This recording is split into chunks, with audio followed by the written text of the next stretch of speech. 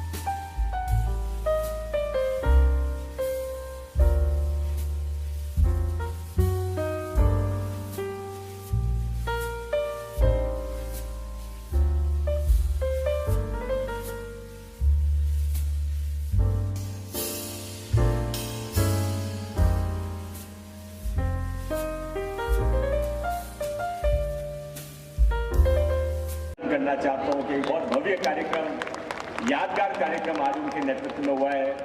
मंच पर हमारे नेता श्री राममोहन नाइक जी, हमारे सभी मंत्री, सभी आमदार, श्री गोपाल शेट्टी जी खासदार, हीर सोमैया जी, सभी मंच पर जो माननीय अतिथिगण बैठे हैं, उन सबका भी मैं बहुत बहुत स्वागत करता हूं।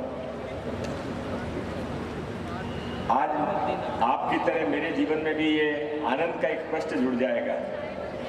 हम सब लोग मूलतः देशभक्त लोग हैं और जैसे युद्ध के अंदर कभी ढोल धमाका बजता है तो सैनिक चाहे सो रहा होता है तो भी उठकर खड़ा हो जाता है और युद्ध की तरफ बढ़ जाता है। वैसे ही हमारा हाल है कि जब देशभक्ति की बात उठे, राष्ट्रभक्ति की बात निकले तो भाजपा के कार्यकर्ता सबसे पहले आगे जाकर खड़े हो जाते हैं। और अभी तो हमारा सौभाग्य है, यहाँ एक तरफ माननीय नरेंद्र भाई मोदी जी का आध्यात्मिक, हमारे भारत के ऐसे राजा जिनके नेतृत्व में केवल आज देश ही नहीं सारे विश्व के अंदर भारत का डंका बज रहा है, ऐसे नरेंद्र भाई मोदी जी, और उधर हमारे सर सेनापति माननीय देवेंद्र जी फडणवीस, आशीष जी, इससे अच्छा कॉम्बिनेशन आपके अलावा कोई लगा नहीं सकता था।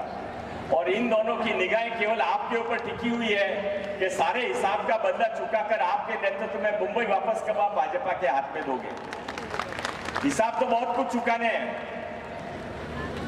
और आज तक हमने जो भी कोई नारे लगाए, जो भी वो कोई बात की है, वो केवल नारों तक नहीं रह गई, सब बातें हमने पूरी की है। 50 साल से हम कहते आए हैं, जहां हुए बलिदान मुखर्जी, वो कश्मीर हमारा है। कश्मीर वापस अपना हुआ कि नहीं हुआ? कसम राम की खाते हैं और मंदिर वहीं बनाएंगे। मंदिर बना के नहीं बना। और ये भी साथ में हम नारा लगाते हैं कि जो हमसे टकराएगा मट्टी में मिल जाएगा। तो जिन्होंने मुंबई को बर्बाद किया उनको मट्टी में मिलाओगे कि नहीं मिलाओगे? और ये सारा काम हम सबको इकट्ठे होकर करना है। आने वाला साल हमारे लिए बहुत महत्वपूर्ण है।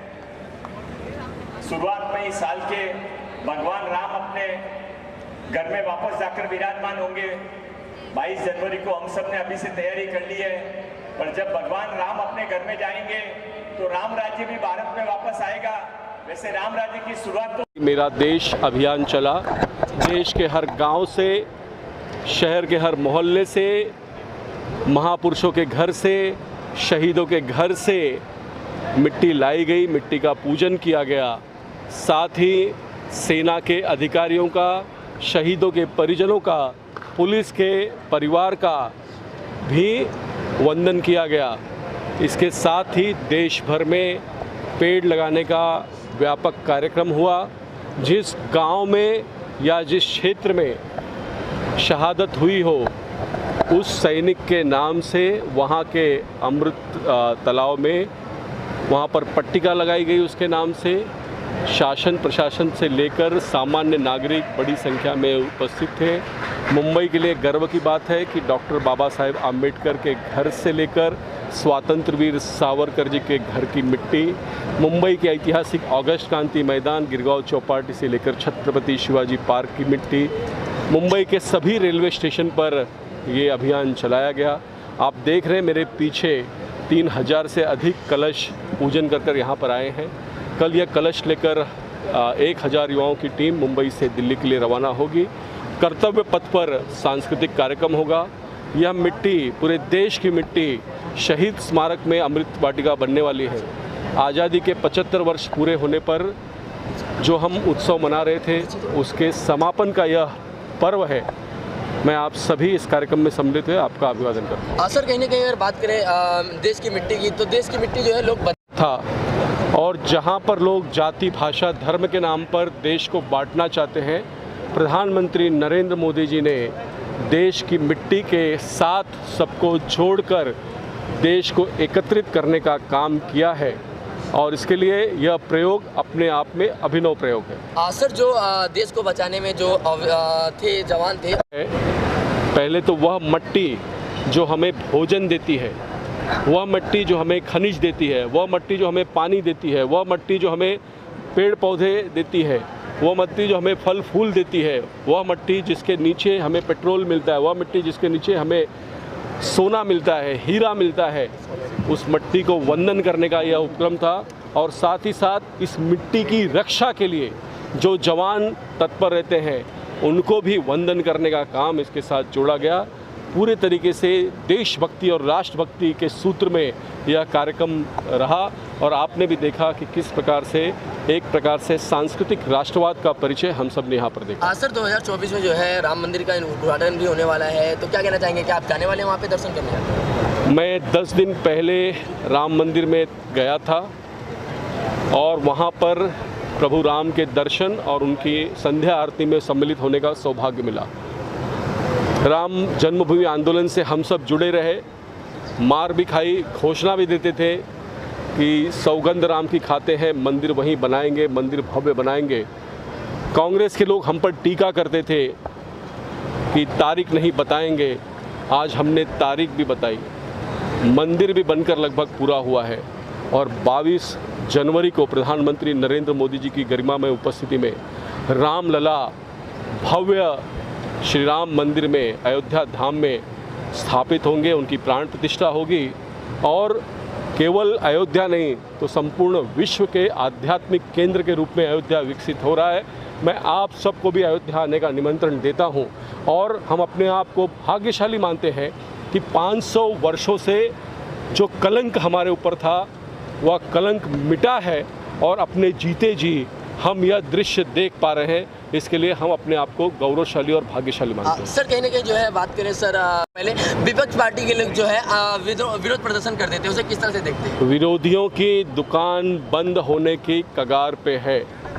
2024 में अपने अस्तित्व की लड़ाई में इंडी अलायंस लगा हुआ है, लेकिन देश की जनता विकास के साथ है, देश की जनता नरेंद्र मोदी के साथ है, और उसके लिए हमारे मन में कोई शंका नहीं, हमें पूरा विश्वास है 2024 में भी देश की जनता का नरेंद्र मोदी को आशीर्वाद मिलेगा, और हम बहुमत से एक बार फिर से भारत में सत्ता स्थापित करेंगे, और जो हमारा स्वप्न है भारत पूरे विश्व को दिशा दे, उस दिशा में भारत अग्रसर होगा।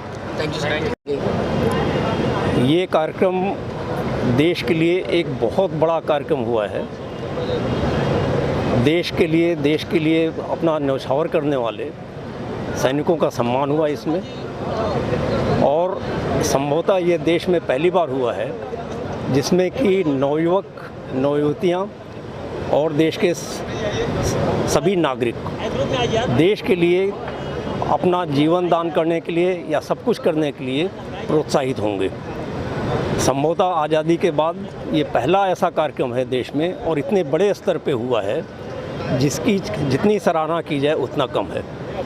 कोई भी चीज़ करने के लिए, कोई भी चीज़ ना हो सके उसके लिए 100 सही कारण हो सकते हैं, लेकिन अगर करना है तो उसके लिए एक ही कारण होता है कि उसको करना है। और आज का नवयुवक आगे बढ़ रहा है, उसके पास बहुत ज़्यादा संभावनाएं हैं, वो उत्साह से, जोश से भरा हुआ है, और ये कार्यक्रम उसको सही दिशा में मार्गदर्शन करने के लिए एक बहुत बड़ा प्रयास है, जो कि हर तरह से सराहनीय है। कुछ ऐसे लोग हैं जो कि भारत की मिट्टी को जो है बदनाम करना चाहते हैं, तो उन्हें क्या मैसेज देना चाहेंगे?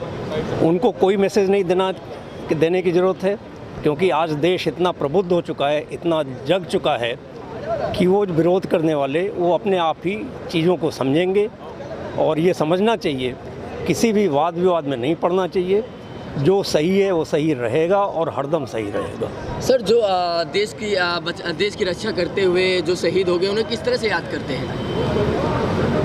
हम लोग जो शहीद हुए हैं उनको हमारे यूनिट की तरफ से याद करते ही हैं, और लोग आजकल काफ़ी प्रोग्राम रखते हैं जो उनको याद करके उनके परिवार वालों को काफ़ी प्रोत्साहित करते हैं। उनको बोलते हैं आप डरिए नहीं, हम देशवासी आपके साथ हैं, ये कहना था। तो कहीं ना कहीं जो है भारत की मिट्टी की बात करें तो भारत की मिट्टी, कुछ लोग ऐसे लोग हैं जो कि भारत की मिट्टी को जो है काफ़ी गलत साबित करते हैं, तो उसे किस तरह से देखते हैं जब भारत की जो मिट्टी है उसे गलत बताया जाता है? तो ऐसा भी त्रिपाठी जी ने कहा है, वो बोलते रहेंगे, हम अपने काम करेंगे। और अभी पूरे देश में, पूरे विश्व में सभी को पता है कि भारत देश कितने आगे बढ़ रहे हैं और हम बढ़ते जाएंगे। ये हमारे मिट्टी का स्वाद है। और मैं सिर्फ एक बात करना चाहता हूँ फ्यूचर जनरेशन को, please see that, always remember, nation is first, that's the most important.